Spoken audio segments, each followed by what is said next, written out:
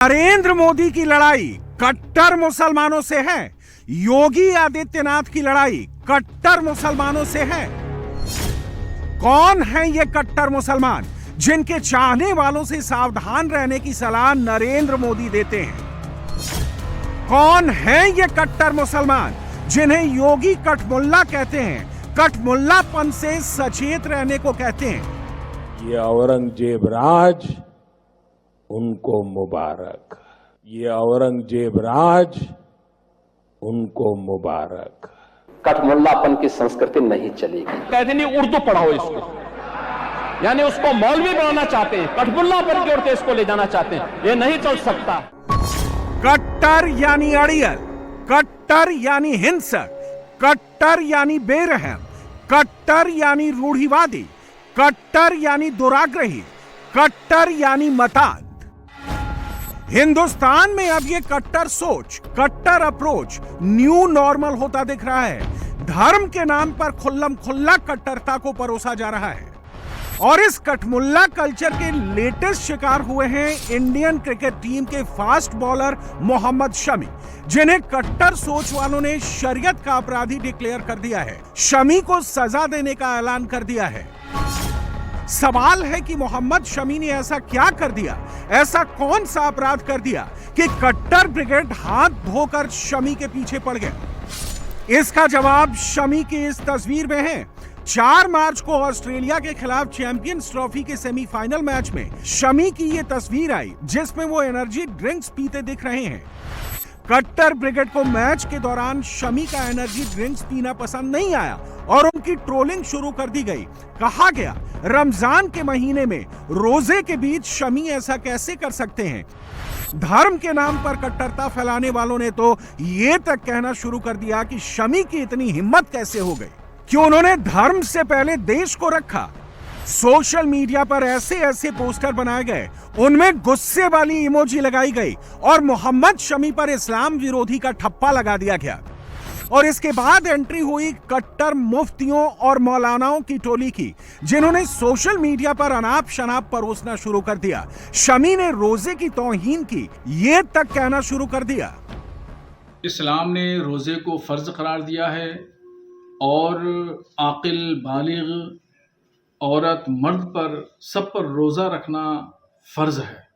और अगर कोई शख्स जानबूझ करके रोज़ा नहीं रखता है तो निहायत ही गुनहगार है।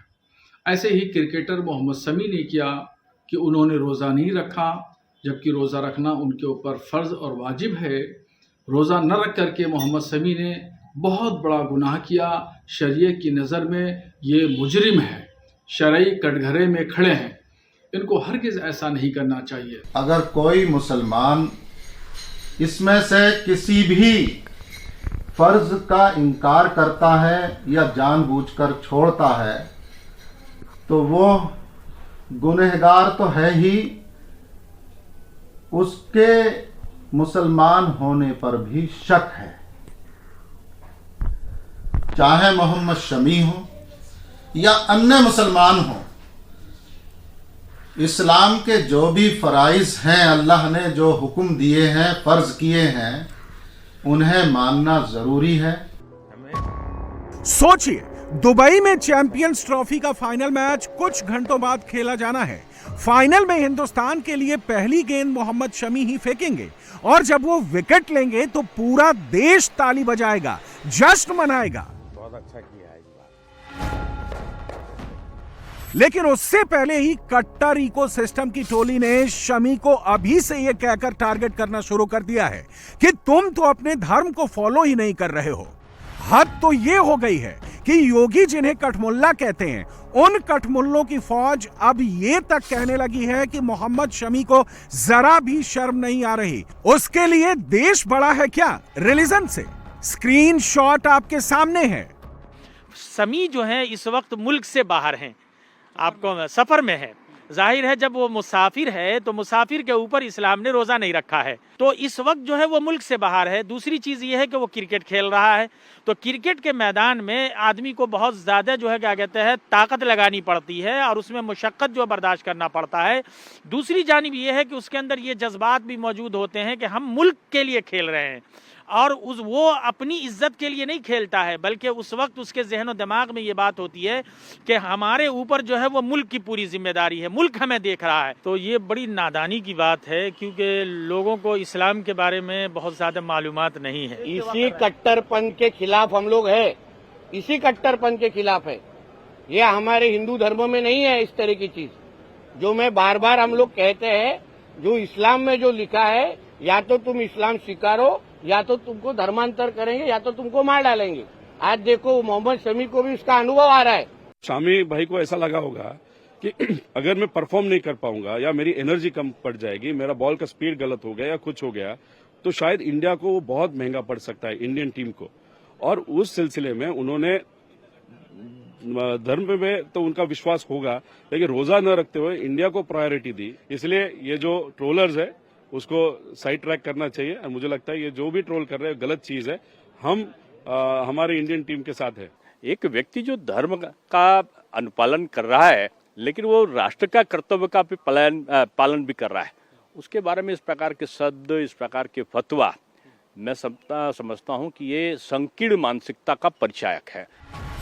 मोहम्मद शमी धर्म से पहले अपने देश को प्रायोरिटी दे रहे हैं। कट्टर गैंग इसलिए इतना चिढ़ रहा है। इस कट्टर गैंग को मोहम्मद शमी से भी दिक्कत है, नरेंद्र मोदी से भी दिक्कत है। दरअसल ये रूढ़िवादी ताकत वाला इकोसिस्टम हिंदुस्तान में वही करना चाह रहा है, वैसे ही क्रिकेट का इस्लामीकरण करना चाह रहा है, जैसा पाकिस्तान जैसे देश में होता आया है। इसे कुछ उदाहरण से आपको समझाते हैं। पाकिस्तान के फॉर्मर ओपनर सईद अनवर को ही ले लीजिए। कट्टर होने से पहले वो कैसे दिखते थे और कट्टर होने के बाद कैसे दिखते हैं, तस्वीर आपकी स्क्रीन पर है। इंजमामुल हक को ही ले लीजिए, पहले क्लीन शेव दिखते थे, अब मौलाना वाले लुक में नजर आते हैं। इसी तरह कभी जिस पाकिस्तानी खिलाड़ी का नाम यूसुफ योहाना हुआ करता था, अब मोहम्मद यूसुफ हो चुका है, लुक भी मौलानाओं वाला ही है। पाकिस्तान के former leg spinner Mushtaq Ahmed किसी जमाने में नीट एंड क्लीन नजर आते थे, अब मौलानाओं वाले लुक में दिखाई देते हैं। यही हाल पाकिस्तान के farmer off spinner Saqlain Mushtaq का भी है। वो भी पहले सिर्फ गेंद ही घुमाते थे, क्लीन शेव में नजर आते थे, अब उन्होंने भी अपना होलिया मौलानाओं जैसा बना लिया है।